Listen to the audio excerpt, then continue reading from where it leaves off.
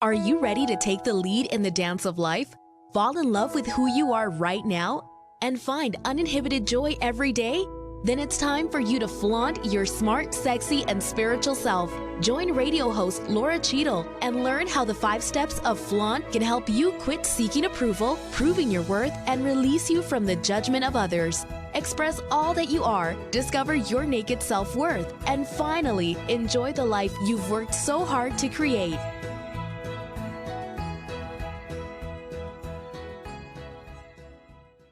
Hello and welcome to Build Your Dreams, Live Your Sparkle After Betrayal.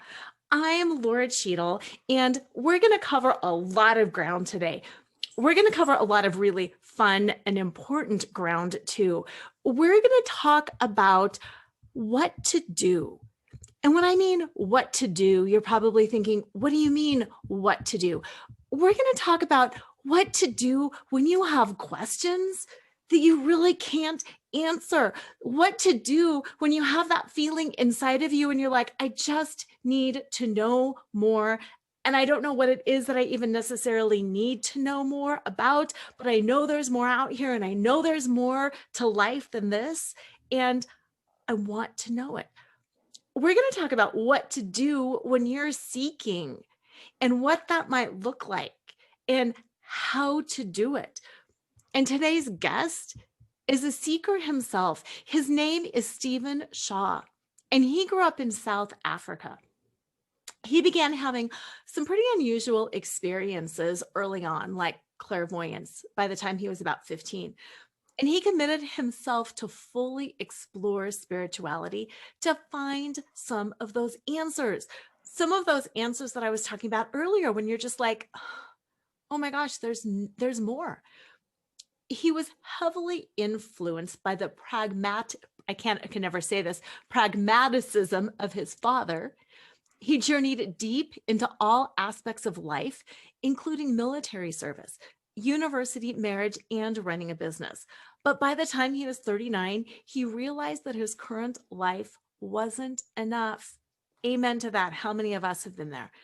He still sought answers. It was at that point that he actually gave up everything he knew, including his business and his marriage, and he spent the next decade learning from shamans in Africa, Peru, and Mexico, Tibet, all of these different places, until he finally found what he was seeking: who we really are, the true nature of life, and how to live in deep fulfillment, love, and peace. Since then, he's written 12 best-selling books and 10 novels that have got a lot of that spiritual teaching in them. So we are going to take a deep dive into all of that and more with Stephen Shaw. Welcome to the show. Hey, Laura, how are you doing? I'm doing wonderful. I'm so excited. I just want to dive right on in. Where I want to start, though, is your seeking, your constant questioning. Can you tell us a little bit more about what that was like? I think some people are born seekers, and I think some people become seekers later on in life. For me, I had a bit of a tough childhood, and it's important to be authentic. My mother had bipolar disorder, and the first 5 years of my life were quite tumultuous. It was mostly emotional tumult and the challenge of no stability and security. By the time I was 5, I lost my mother, which had some positives and some negative effects. And I spent my childhood with my dad. My dad was a fantastically pragmatic person, very scientific, somebody who believed that when you die, and that's the end of life. And in a way that actually was a blessing. I look back now, I've got a philosophy in life, one of my many philosophies, and it says, if you're going to blame someone, blame them fully. Blame them for all the positive and for all the negative.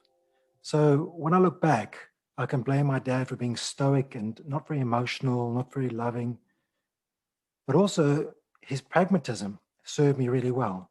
Because as I went out into life and got older and older, I met a range of incredible spiritual teachers around the world.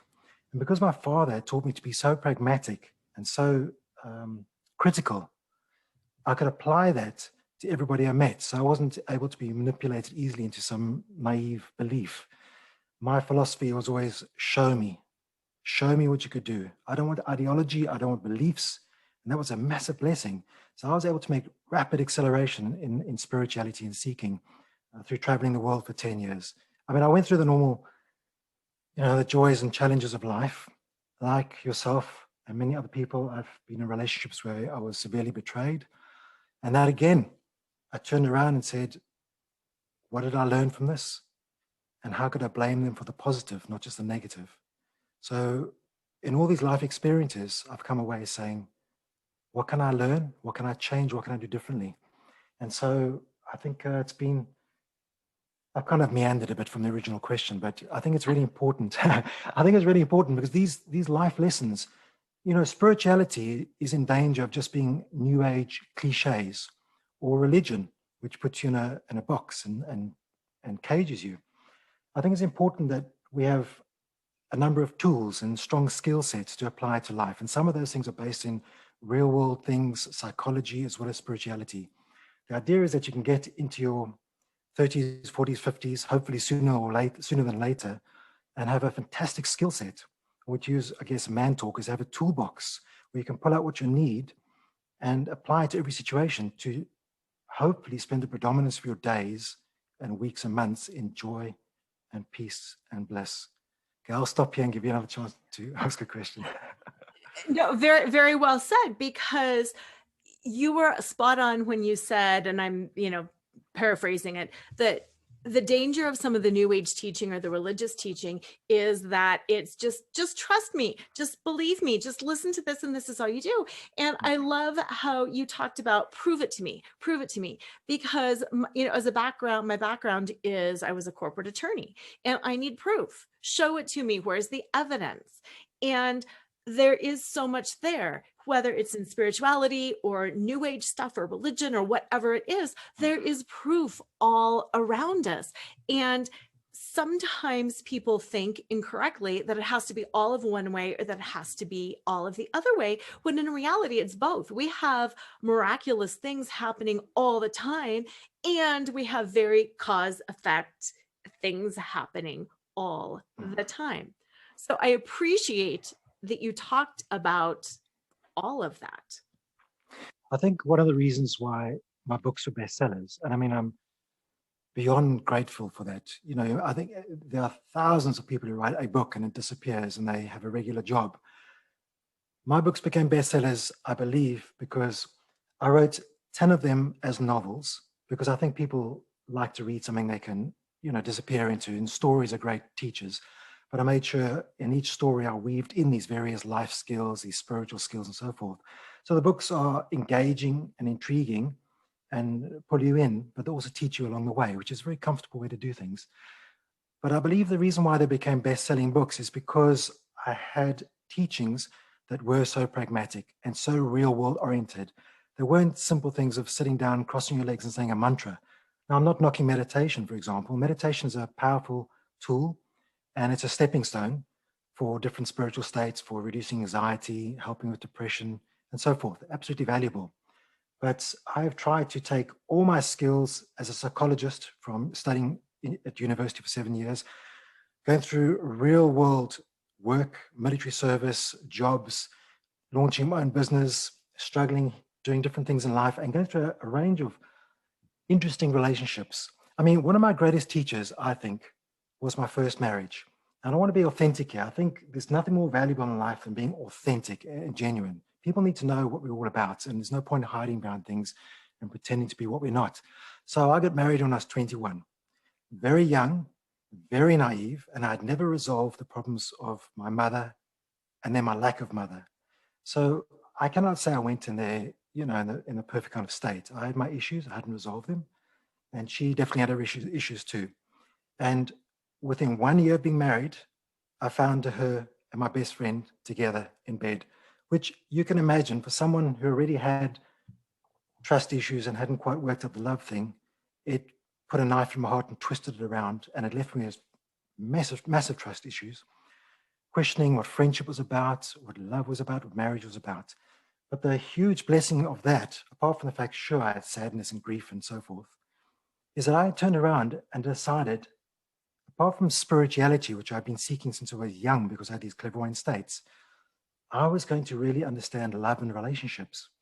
And it was a massive blessing for me. So I plunged into books, seminars, more and more relationships, and kept on learning. And I discovered that the most important thing in life and in relationships is love. Now, that doesn't sound so spiritual, but I realize as every year went by that the most spiritual thing in the world is love. And it's not love for other people, because I understood after a long, long time that unless you love yourself fully and completely, you cannot really love other people, and you cannot bring love into your relationships. So that kind of old cliche is that you can't love other people unless you love yourself is so true. Mm-hmm. But love itself is also a very vague term. It is. And that's what I was wondering is if you Yeah. could give us a definition of that, because some people are like, I love coffee. I love chocolate. Mm. If you loved me, you'll do everything I want. People have a very confused sense of what love is and what it means to love and be loved. Yeah, love has always been something really vague and confusing. And the longer you experience life and the more you have different relationships, the more you have to really put it apart and unpack it. And I've come partly because of spiritual experiences, which are outlined in a few of my books, profound experiences, including the awakening experience, and partly through these different relationships, real world, beautiful romantic relationships uh, with various women. I come to understand that the number one word when it comes to love is acceptance. First of all, it is accepting who you are completely. Because what does love mean? It is acceptance. And along with acceptance, it is embracing. So it's unpacking all of who you are, which means how your body looks, how your mind works, your quirks, your personality, your shadows, every single thing about you. And the longer you live life, the more you realize that you can only be who you are. You are what you are. We're all born with different genetic predispositions and things that happen from childhood. And some people will say past lives as well. You are, for me, I understand that you are nothing more than a unique flower. There are thousands of different kind of flowers on the earth. So why try to be another flower? Why try to be a rose for somebody else in a relationship? If you are a daffodil or a carnation or a lotus, you have to understand 100% who you are and unpack that and accept that and embrace that. And that can come through things like loving practices and meditation. It can come through therapy, and it comes through psychedelic practice too. If you go to a shaman in Peru, for example, which is amazing. I must circle back to that experience, by the way. So the longer you have these experiences of really seeing this is who I am, how I'm made up. Now, just because I am what I am doesn't mean I can hurt other people. So what I'm going to do is I'm going to say the two most important things in love is acceptance and kindness. They're both critical. So I'm going to accept who I am completely, every aspect, every dimension of me, the way my body looks, the way my mind functions. If I'm more quiet, if I'm louder, I'm more an introvert, extrovert, if I'm more athletic or academic or artistic or musical, I'm going to accept that. But when I'm in a relationship, I would accept the other person too and make sure there's a lot of kindness going on. Mm-hmm. So another thing that's important to just go on with the kindness is when you're in a relationship, accepting another person doesn't mean you have to tolerate bad behavior. And a lot of us do that. Yes. Yeah. And that is such a fine line. And I'm really glad you went there because I know a lot of the listeners in my show struggle with that. I am being kind and I'm being loving, but where do I end and they begin? And what is their mistake because they're growing and learning and where it's hard. And not only in relationships, in politics, in all of the brutality that's happening in the world. It's hard. How much do we tolerate? What is kind, compassion, understanding? We all make mistakes, do better next time. And whoa, big boundary violation. My simple philosophy is that I will love you, but I won't tolerate bad behavior. That's simple as that. So if I'm meeting someone, I don't care if they're black or white. I don't care about their gender. I don't care about their sexual orientation. Totally not interested. All I care about is that you, like me, are a piece of God, a piece of light, something beautiful. So I will approach you with love and respect off the bat. That's acceptance. But if you act in a way that's harmful to me or to other people, that I will not tolerate. And that is, I mean, in a simpler way, that's why we have, for example, laws and so forth. But there's a lot of, well, okay, we're meandering everywhere now, which is great. There's a lot of things that you look outside and it's painful. I live in Los Angeles, which I love, by the way, and I live on the ocean. Right now, I'm looking out my huge lounge window and I see the ocean and I see the beach. Beautiful. But when I walk on the beach, I'm going to be honest with you, there's often oil slicks in the water and there Oh, are black marks on the beach. That is painful. And it's more painful not because it's hurting me and feeling like, wow, I don't like having a dirty beach. I think what's going on inside of the ocean, what's happening to the dolphins, which just swim by here the whole time. They are swimming in this oily, sticky water, and it's really sad. So I agree. Between certain politicians and certain politics and certain unpleasant racial situations we have around the world and in America, and the way we're polluting the oceans and the air, those things are not tolerable. Tolerable? We mhm. don't tolerate those things. Yeah. So as much as I love everyone equally, absolutely love, and I'll treat everyone with respect, I absolutely agree with you that in certain relationships, we say, sorry, we don't tolerate that. And sometimes we might have to say, I'm going to exit. We can say to our partner, look, these are my needs. I I have needs in this relationship, and I know you can't fulfill all my needs. That's why I have friends and I have social activities and I go to the gym or whatever. But certain needs are required in a relationship, and certain needs are what we call intimacy needs, and that's required for a partner to fulfill. And if they can't do that, you could say to a partner, look, this is what I need, and I'm hoping you will be able to step up and also evolve like I've evolved. Give them time, but at a certain point, you have to say, it's not working, I'm going to have to exit. And I think part of love is saying, I love myself enough to say, this is not enough for me anymore. It's not enough. I can't accept this. And loving yourself enough is knowing when to exit a relationship. You can give and give and give, but you also have to say, this is what I need in a relationship. So there's an exit point for every relationship, for sure. Yeah. And you're absolutely right. It is about loving yourself enough. And it's also about knowing yourself enough. And I think some of that seeking, we talked about a lot of that external seeking, but a lot of that is the internal seeking as well. Seeking to understand, what are my needs? What are my desires? Who am I? And how can I do that with you and your needs and your desires? I think spirituality and love mix together beautifully at this point, and it's hard to actually separate the two things. So when I went down to Peru, I think I was about 41, 42. I got to a point when I was 39, when I was kind of desperate. I'd worked extremely hard academically and achieved incredible results in my university degrees. I worked hard to evolve and change myself, and I'd grown, and I've been to the seminars and read the books. I've done everything. You get to a point sometimes in life where things are good, but they're just not where they're supposed to be. You're not fulfilled. You haven't found all the answers and so forth. And part of me was saying, you know what? I'm going to give up everything. I didn't close my business. I just let everything go. I let go of the reins. I was married for the second time, and that time to a really wonderful woman. So when I walked away from that marriage, it was because I needed more, not because she was difficult. She was a wonderful woman. So I gave my entire house, my fully paid for house, property, everything I had, and gave it everything, left everything there for her, partly because I felt so bad about everything. Because the first marriage was a disaster. The second one was great, but it wasn't enough for me. So I just said, I'm starting fresh. And I started everything all over. Anyway, so I started traveling around the world. And because I was desperate, it was wonderful. Here's another blessing. Desperation can be good sometimes. I was desperate, so I was open to everything. For once, I said, you know what? Whatever comes, I'm going to say yes to. Not in a way that's going to harm me or something that's stupid. I still have my pragmatism and my critical thinking. But I went down to Peru, for example, amazing place. I went to Cusco and I met a shaman.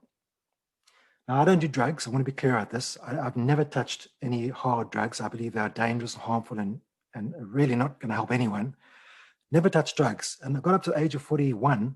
I'd never done a drug, partly because I lived in a conservative society in South Africa, partly because my dad was crazy strict, all sorts of reasons. But I was a total virgin in terms of anything, in terms of those kind of altered states. So I land up in Peru and I meet an incredible shaman. Luckily, a beautiful female, which is the kind of energy I needed. And not even that. The shaman, bizarrely, was South African, who had left an abusive relationship many years ago, traveled to Peru, somehow managed to convince a shaman, male shaman, to teach her how to become a shaman, which is unprecedented. So here we got a South African female, one of the first ever female shamans in Peru. So I meet her and she introduces me to something called the San Pedro cactus. And if you're interested, the secret weapon inside the cactus is called mescaline, which has been used for thousands of years in many cultures. It's amazing. It's in peyote as well. So I thought, I'm going to try it. So I drank a full glass of this mescaline, which tastes like I guess like cactus, but like egg yolk consistency. So when you're drinking, it's kind of like, oh, kind of weird. It doesn't make you nauseous. There's no side effects. Absolutely super safe. And I had her energy looking after me.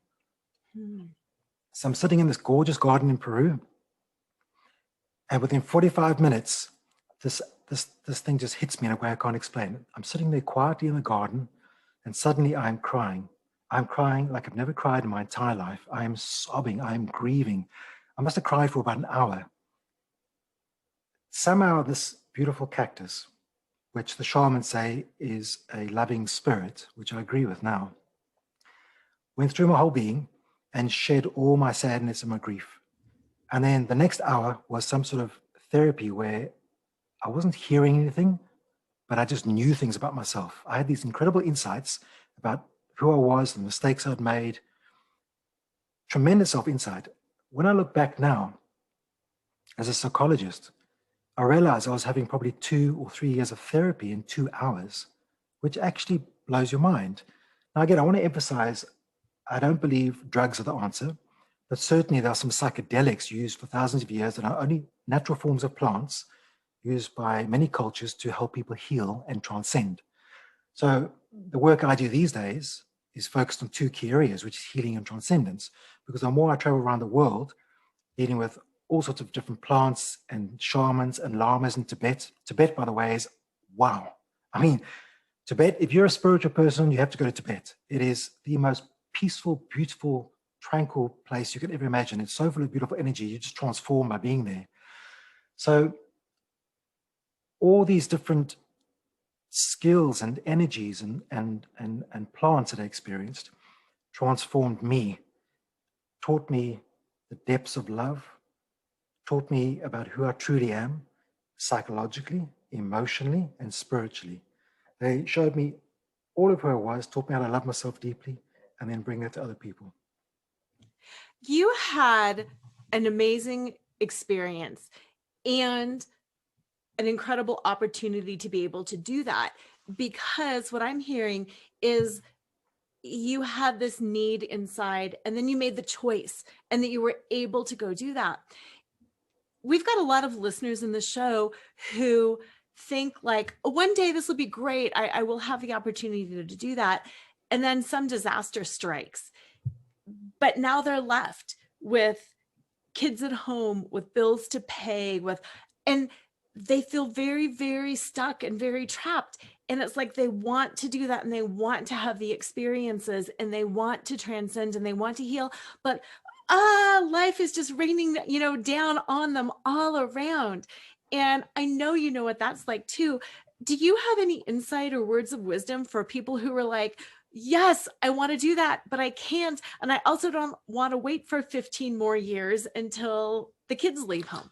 Oh, absolutely. And this is the reason why I write the books. I know people are sitting around the world, sitting at home. Some people can't afford to go anywhere. Plus, we're going through some interesting, challenging economic times right now. And that seems to be a cycle that happens every so often. So that's why I wrote the books. I've written books that are focused specifically on spiritual states and specifically on love. I'm going to say that my favorite book is the one I've just finished writing. It's been out now for about a year, I'd say. And that book is called Divine Love. That book is the culmination of all my learnings, all my experiences.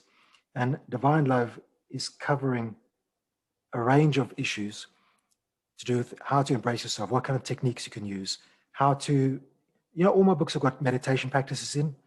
These are things you can do at home. You know what I love about books?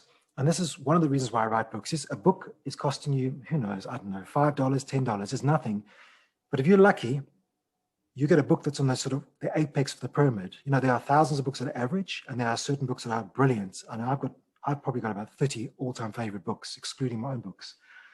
So there are books out there which will cost you $10 or $5, and they can revolutionize your life.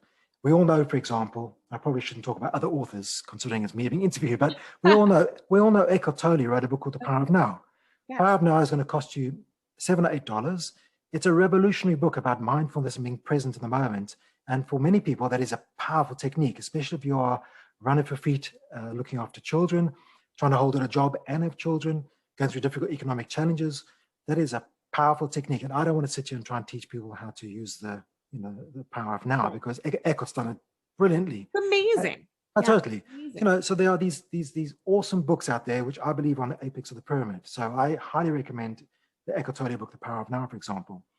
And in my book, Divine Love, I've covered the key issues and the most pragmatic techniques and tools. I feel like I've written 12 books, and sure, I'd love you to read all 12 books, but if your listeners only read one of my books, it should be Divine Love. And I've made the hardcover almost the same price as the paperback, as cheap as I could. It means, obviously, there's different margins involved, but because the hardcover is so beautiful, it's the kind of thing you want to have by your bed. So I know your listeners can't see this, but I'm holding it up right here. And I actually try to give away free copies whenever I can. I can't all the time because it's a hardcover and it's expensive to post out. But if I see someone meditating on the beach, I leave one by them. If I go around to ecstatic dancing, I leave a few for people and so forth. Let me cover Divine Love first, and then I'll just discuss some free books to help people. So I'll just give you the topics in Divine Love. I don't want to sort of talk the whole book out. Right. The chapter topics, it covers positivity and gratitude. Now, these are not theories or ideology. These are practical tools and techniques. I don't like ideology. I don't like belief systems. I like things that work, that you can apply immediately in your own home. You don't have to leave home. In fact, before I do this, I see a lot of clients every day, every week. And almost every client, I tell them, you don't have to go to Peru. You don't have to go to Tibet. The nice thing about these practices is once you understand them and you pull out the commonalities and the sort of turnkey parts, you can apply these at home, exactly as you asked. I like you started with gratitude on that too, because Sure. it is such a simple practice, and I practice it and I teach it. And you're absolutely right. It's almost instantaneous to move into a state. Gratitude is huge. It's a massive, massive thing. And gratitude is something you can use to pull yourself out of anxiety as well. If you're feeling really stuck just by having a gratitude practice. And again, I don't want to tout too many other people, but I have to tell you that Tony Robbins, and I should send you the link if you don't have it. Tony Robbins, who's obviously one of the greatest life coaches in the world, he's got this fantastic gratitude practice. It's a video on YouTube, totally for free. And I'll send you the link. You can put it on your website for your listeners. The exercise takes about 5 minutes, and it is led by Tony Robbins. It's a profound combination of NLP and gratitude, and it creates this beautiful state of manifesting your future, of feeling amazing, and it pulls you right out of any anxiety you're having, whether it's economic, financial, struggling with the kids at home, whatever's going on. So that's something for the listeners to think of. Anyway, you can just type in Tony Robbins on YouTube and ask for the gratitude exercise. It's absolutely fantastic. So I'm just going to put that in there. So the Divine Love covers positivity and gratitude, open-mindedness, mindfulness and presence, need fulfillment. We mentioned that earlier. You need to know what your needs are and how to get them expressed in a relationship. And if you don't have your needs fulfilled, you'll start to feel anxiety and depression. We also discover self-awareness, self-acceptance, which are things we've also spoken about earlier in the program. And then big favorites of mine, big favorites, authenticity and boundaries. Now that we sort of mentioned here and there, but I know for sure that you cannot live a life of joy and fulfillment and peace unless you learn to be authentic, first with yourself and then with other people. Yes. Absolutely critical. You just got to be real. And you know why people are not authentic? It's because you live in a world that is foisting on us these judgments and comparisons. I tell people all the time, don't read magazines full of guys with six-packs and girls in gorgeous bodies and bikinis. Don't do that. Why? You wake up in the morning. I mean, I sleep naked, right? So the first thing in the morning I get up, I'm going past the mirror. If I just stop in the mirror and think to myself, oh, where's the six-pack? Where's the muscles? Or some woman has to say, where's my beautiful? That's going to kill you. That's not worth doing. You've got to say to yourself, part of being authentic is stay away from fashion police, comparisons, judgments, any kind of television program that puts out negativity. Some of it is so subtle. I also tell a lot of my clients to stop saying, oh my God. I know that sounds crazy, but the reason why is male language is another form that is stopping the divine feminine, which we need on this planet. When you say, oh my God, which generally speaking is about a father figure, it's pushing male ideology, male language on you. You should say, oh my goddess. If you're going to say something, or say, oh my gosh, but say, oh my goddess. When a woman comes on stage, which I saw recently on television, and she's going to speak to a huge crowd of women, and she comes on and says, hey guys, why does she do that? Say, hey girls, hey beautiful females, hey goddesses. So there's all these ways which things create what I call a cage in your thinking. They tell you how to think, how to be, how to act. And this starts from a very early age, from your parents, from your peers, from school. There's so many things that tell us what to do. That is what stops authenticity. And you know what's amazing? When you are born feeling lovable, worthy, happy, joyful. That's your natural state. Oh yes. And we beat it out of kids, metaphorically and literally. So yeah. And it's really sad. It really is. It's really sad. And what's sad is that we get to adult life in our 20s, 30s, 40s, whatever it is, and we feel that we're not worthy to be loved. Our bodies are not good enough. And the central thing we hear the whole time in our heads is, I am not enough. And that is purely because of the conditioning of society. So, but it all ties together. Authenticity, self-love, I am enough. It's all the same thing. And if we can get to this place, that is, for me, the greatest spirituality and the greatest form of love is to come to this point where you can say, I'm enough. When you get up in the mirror in the morning and look at yourself in the mirror, just say, hey, I love it. I love it. I love it. It's just a body. It's just a vehicle I'm riding while I'm on the earth. It's not who I truly am. Who I am is a spirit inside this body. It's just a body. And it's beautiful. We've all got different bodies. We've all got different minds. We've all got different talents. So part of what's in divine love is teaching you how to be authentic. But I must say one thing with this, very important. Being authentic, when you get the hang of it, you also have to learn how to have boundaries. Yes. Yeah. Because the more authentic you are, the more chance for, I think, abuse by others who don't exactly understand that you're being authentic. Exactly. The way I feel is this. Be authentic, be raw, be real, be open, be vulnerable, be all that you are, but not with everyone. You need to decide, who are you with? Is this person a colleague? Is it a friend? Is it your romantic partner? It depends. So what we do is we have these what I call flexible boundaries. So with some people, I'm all of who I am, like my romantic partner. I mean, I'm married for the 3rd time now. Wow. I did not know you can get into your 50s and have the best relationship of your entire life. You know, there's an accumulation of all your learning, all your experience, all your authenticity, all your flexible boundaries. Everything comes together. And so you're totally ready, and you learn how to find the right person, because we have these programs running that we deserve this person, or this is what we like to have, or this reminds me of my mother or my father, and all this nonsense. Well, so much of what you were saying earlier too about like the magazines and things like that. You see, the ideal, even tall, dark, and handsome. What does tall, dark, and handsome have to do with anything? It's not about that. Or, she's beautiful. She can cook. She can clean. Whoa, we have such messed up ideas about what makes a partner. Oh, absolutely. I've got to tell you how I met my partner, right? Just bear in mind that I had a 1-year marriage at 21. It was a disaster. It taught me a hang of a lot. I'm thankful for that. Then I had a marriage for a few years in my 20s, which was great, but I left it to find everything I was seeking. Painful as well, hard decision. Now, I'm coming and going to Los Angeles for clients. I'm traveling the world writing books, but I keep getting phone my clients, and it happens to be in Los Angeles a lot. So I'm coming and going to Los Angeles. So just recently, I'm in Los Angeles. I'm in a famous health food store in Venice. And I'm looking for some kombucha, which is a brilliant probiotic, good for your colon and so forth. And I had my hands on something called Mystic Mango, a particular flavor.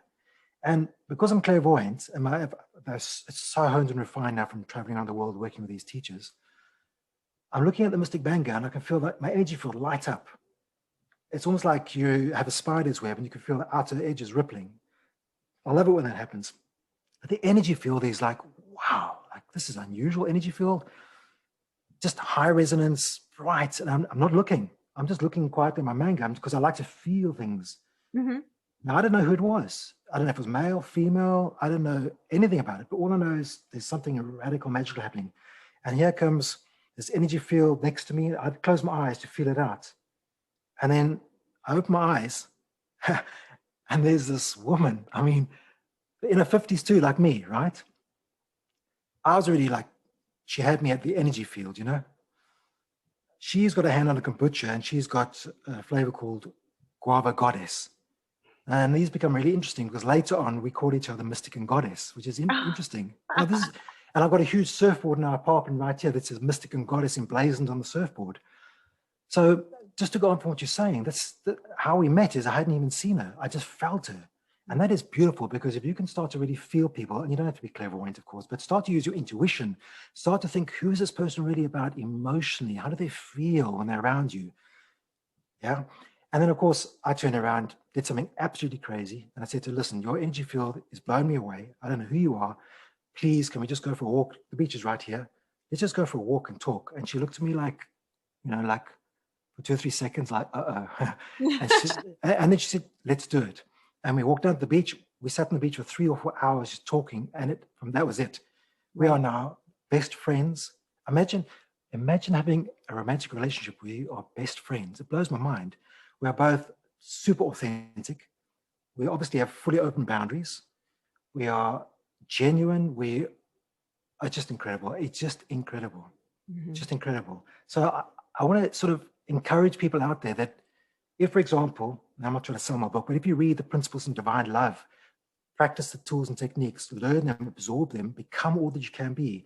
Because when you get yourself into the space of what I call divine love, for want of a better word, this fully embraced, authentic, loving person for yourself, you can attract something that's spectacular for you. And you can have the most relationship of your dreams. And like you just said, it's not about tall, dark, and handsome. It's not about how good somebody looks. It's not about the physical. It's about, how do you make me feel inside? Are you meeting my needs? Show me what you've got in terms of this love, Yeah. And you were talking about your ability to tune into somebody else's energy field. And we all have that. Every single one of us out there has had, the hair stand up on the back of our neck, or our little goosebumps, or just been like, oh, I have a feeling about you. We have all had that. So it's not that it's that woo-woo that we're feeling somebody's energy. No. We feel it all the time. But it also really helps to clear our own energy, to open our own chakras, to be aware, to have all of those pieces. And yes, meditation is one way to do it. And I was hoping you could share maybe a couple other ideas that people could do right now, today, after the show, to maybe line up their chakras a little bit, get themselves in balance a little bit, just so they can start doing what you do, what I do, what so many of us do naturally, start sensing things. Sure. Well, let's just go from what you've said. Every single person on this planet has an intuitive side. It's just a fact. And like somebody can be super academic or super athletic or super musical, some people can be super intuitive, and that's fine. But all of us have these basic dispositions. So there are certain, what I call secret weapons, that are super powerful, and I do without fail. The first one is, the very first thing I do in the morning, I tend to just jump up in the morning. No, wait, first of all, I always spoon my partner in the morning. That's huge. I spoon her for half an hour and I put lots of love in there. That's how the day starts. That is without fail. The alarm goes off. I make sure she's in a spoon position. I get behind her because I'm always a big spoon. And I love her like crazy. Lots of tactile, lots of love, right? That's how the day starts. That is the number one thing I believe for a relationship. Start with a spoon in the morning. Set an extra alarm if you have to. Just get in there and spoon the nuts out of your partner. Anyway, once that's done and the second alarm goes off, I jump up and go straight into the shower. That's how I do. I love a shower in the morning immediately.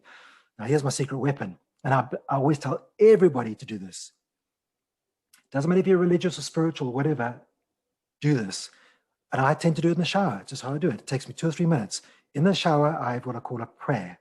A prayer is nothing more than a communication to the beings that are above you. Now, we have different names for different beings, depending on your religious perspective, your spiritual perspective, but honestly, they're just beings. I call them beings of light and love. And these are the beings that want to guide you and they want to connect with you. So if you connect with them, they will change your life. And it doesn't matter who you are. So this is the prayer I use. I get in the shower, hot water's running, and I'm saying, and it's important, I'm calling in the highest beings of love and light. I don't want just any beings of love and light. I don't want just somebody who's loving and has left this earth and is in the other world, whatever. I'm calling in the highest beings of love and light. For some people, these might be angels, but we don't have to give them names. They could be the ancestors, whatever, but I want the highest beings of love and light. So I say, I'm now calling in the highest beings of love and light everywhere and every when. And I'm surrendering every aspect and every dimension of my life to you. It doesn't mean I'm giving up my autonomy. It doesn't mean I don't get up every day and do what I need to do the work, learn the lessons, read the books. Not about that. It's about this alignment to the beings of love and light. They want to guide you. They want to lead you. They want to bring these radical synchronicities into your path. They bring something into your life we call grace points. No matter how hard you work or don't work, sometimes these amazing things happen, like when I met my partner. I mean, how did that happen? That's a grace point. So that for me is a huge thing for listeners to do is, and you can change the words as you see fit, but for me, it's like I surrender every aspect, every dimension, every moment, every millisecond of my life to you. Please guide me, please lead me, please teach me, please protect me. That takes me 2 or 3 minutes every morning. And that is the one thing that I do that is without fail, first thing in the morning, and it works amazingly. When I do that, my life is in this incredible flow. The right people come across my path, the right events, the right circumstances. So I cannot emphasize enough how important it is. And forget about, if you want to call them angels, give them names, that's fine. Some people do. You don't need to. Mm-hmm. That might seem like a simple thing that takes 2 minutes, but it is one of the most powerful things you can possibly do. It's practiced by everyone around the earth, including Tibetan lamas, shamans, they all do that.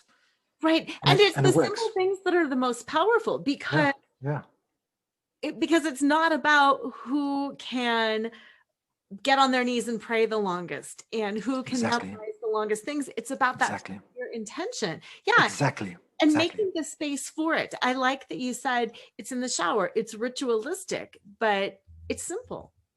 Yeah, there's a certain place for rituals, provided they are short, succinct, powerful rituals. Like you said, we don't have to pray for hours and do things like that. There's no point. The beings will align with you if you ask them to. They're already there. They're waiting for you. So just do it. Another technique that I use, which I believe is exceptionally important as well, I tend to do this more at night before I go to sleep if I'm laying there waiting to fall asleep, or sometimes during the day if I'm not feeling good. You know, I'm not going to lie, once in a while I get a burst of anxiety or something like that, or something upsets me, or like I'm seeing the ocean polluted or whatever, something on TV, like, really, I can't believe that. So we're not going to pretend like, you know, we all like every day is perfect. I'm going to say that 90% of my time I'm feeling fabulous, but once in a while I'm feeling annoyed about something. So I've got this technique which goes with this the technique in the morning, and it's about what I call clearing. Very important thing to do, because you are in a vehicle called a body, which is no more than like driving a car around on this earth. So you're not a body, forget about that. You are what I call a light being, or a soul, or a point of consciousness. So as you're running around this earth, meeting different people, getting exposed to different things, you will sometimes pick up bad energy. That's just a fact. Now, you might think it's psychological, but it's not. There's actually real bad energy out there. You can be with someone that we call an energy vampire. These people who tend to suck your good energy away. They are real. We know that. We've seen them. Luckily, they're few and far between. Some of these people are psychopathic people, politicians. Some of them are, unfortunately, a couple of people you might know. So there's the vampire person. Then there's the other person who maybe has got so much going on in their lives and a very negative attitude, and they don't want to come out of it, or they're playing the victim card too much, and they put the energy onto you as well. Now, let me tell you, misery loves company. So there are those people who do not want to make a change, who don't want to get positive, who will try to pull you in, pull you into their drama, pull you into the stuff. That is not psychological. That is a spiritual energy. So every so often, maybe at night when I'm going to sleep, or during the day if I'm having one of those wobbly moments, which we all have, I do this practice, and it's very simple. It goes like this, and your listeners can change the words as they see fit. I go like this. I say, I pull, or I remove, or I extract all negative energy, all dark energy, all unhelpful energy, all harmful energy from my total being and my total life. And I send it up to the source, or the light, or to God, whatever you call it.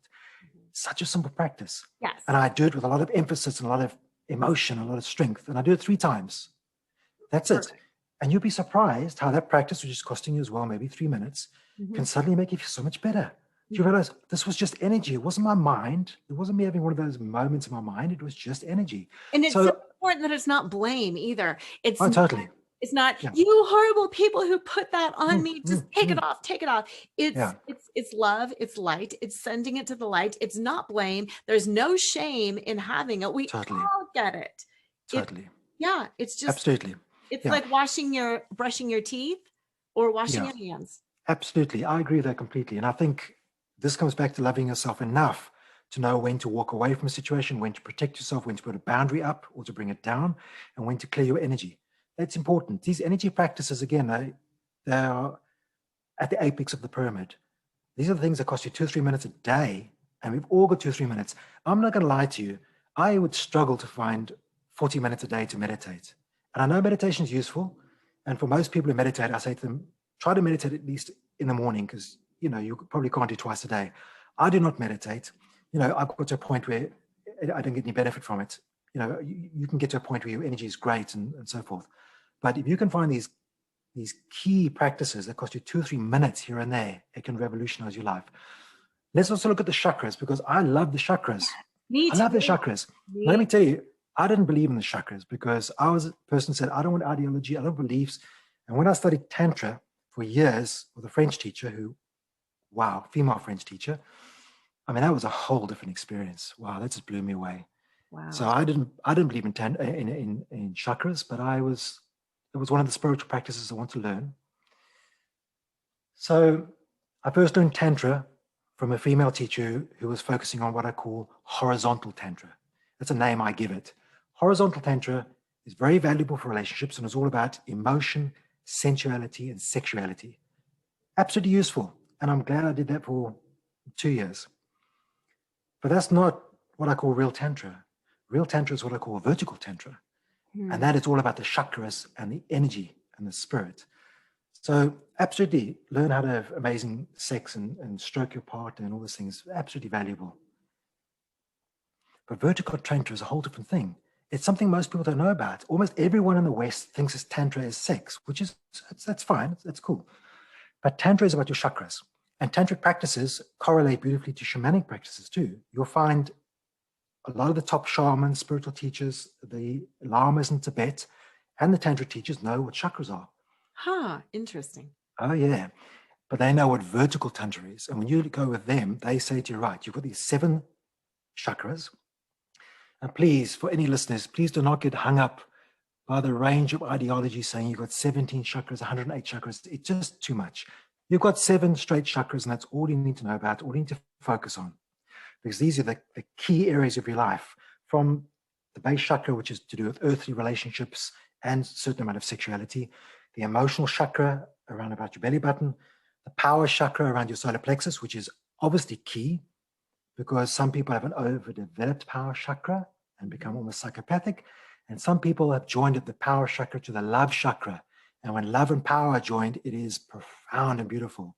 Then, of course, you've got your throat chakra, learning to find your voice and be authentic. And your third eye, which is intuitive. We spoke about that. And the crown chakra is connecting to the other beings, other dimensions, and so forth. So let's forget about ideology. Here's a great practice as well, which I love to do in bed. You can lay down, because most of us take 20 minutes, half an hour to fall asleep, especially if you're running through the day's events. This for me is even better than meditation. Every single person is not only intuitive, but they have the capacity to bring what I call God energy down, or divine energy, or the source of the light, whatever you want. If you use the power of intention, cannot be understated, or is it overstated? Anyway, the power of intention is radical. It's radical. Power of intention is something, and I've written about this, and I have a free ebook about this too. Intention controls energy. Whether you're trying to manifest things or help your finances or deal with your kids, whatever, but for your own chakras, because these control every part of your reality, how you're manifesting reality, how you feel, your blissful states, and so forth. You can simply take your hand and set an intention out loud or in your mind that divine energy, I prefer to call it divine energy, but it's God, source, light, whatever. That divine energy will come down from the source into your hand and into your chakra. You put your hand on your chakra. So I will sit at night, laying down on my back, and put my hand first on my base chakra. And if you don't know what they are, look it up. Google will tell you the chakras. Right. I'm saying that for the listeners. Put your hand on your base chakra and invoke that divine energy flows down into your hand, into your base chakra. And just surrender and absorb and intend that it happens. And it will happen. And what happens is, very simply, is divine energy is high frequency energy. And when a high frequency energy comes into a chakra, it pushes out low frequency energy, which means it's going to push out wounds, issues, anxieties, whatever's going on in there to do with that particular chakra. And of course, I do this at a much higher level when I'm dealing with clients, but I can mention that just now.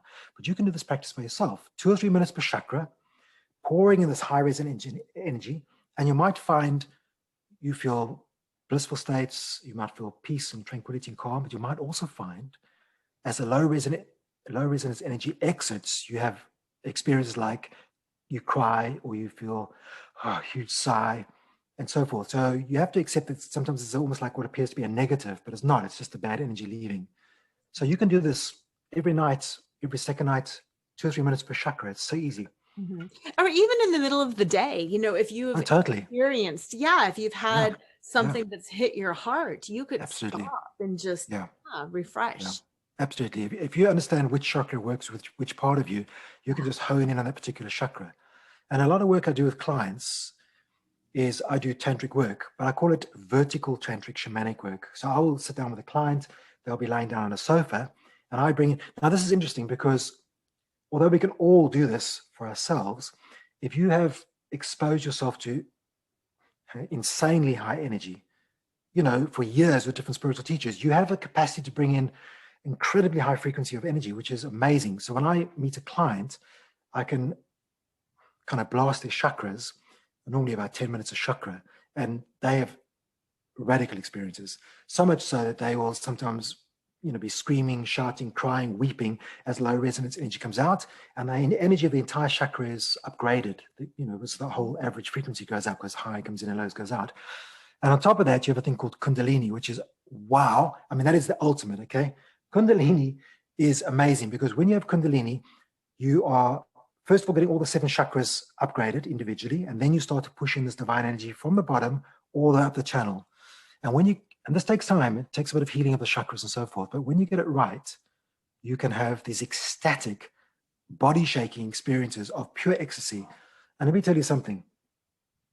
If you think sex is good, wait till you have Kundalini, because sex is about pleasure, and Tantra and Kundalini is about ecstasy.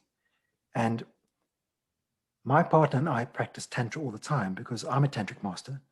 And because she's so open and willing to learn, she learned everything I knew within 6 months. Thank you. Hallelujah. And now we practice Tantra together, vertical Tantra. So we are often doing Kundalini together, sitting down cross-legged. You can be clothed or not clothed. It makes a difference. Exchanging energy between the chakras and having what's called chakra orgasms. Now, these are not like normal orgasms. You can think about any orgasm you've had and then times it by 50 and then lengthen it, from 3 minutes to like 45 minutes. You can have these chakra orgasms. And when you have a chakra orgasm in your heart, it's like an explosion of love because the heart is about love. Right. So it's ecstasy of love. And it just blows your mind. And it can go on for half an hour, whatever. You can have different chakras exploding. Your third eye can explode. And everyone feels different. Or you can have the Kundalini experience, which is ecstatic experiences which can go on for, only to a point of exhaustion. You can do it like sometimes an hour and a half. Right. And you just fall asleep from absolute exhausted bliss. So these are all techniques that you can start off by yourself, whether it's the prayer in the shower, or it's the clearing your own energy, or it's practicing to do your own chakras. And the more you do that, you set yourself up for steps up toward God, the source, the light, more ecstasy, more bliss, more tranquility, and less of anxiety states and struggle and so forth. And it's not just that you feel amazing all the time, it's also that you manifest a better reality for yourself, because whatever is inside of you will manifest outside of you. Yes. Yeah. And it's that power. It's that power to take, okay, this is life. And a lot of things happen and we don't know. And we make mistakes and other people make mistakes. And this is how I change it. And exactly. And when I have bad days, we all have bad days. Things happen. Okay, now what am I going to do? I'm not going to move into victimhood. Okay, well, great. I've been a victim for a week. Now I'm over it.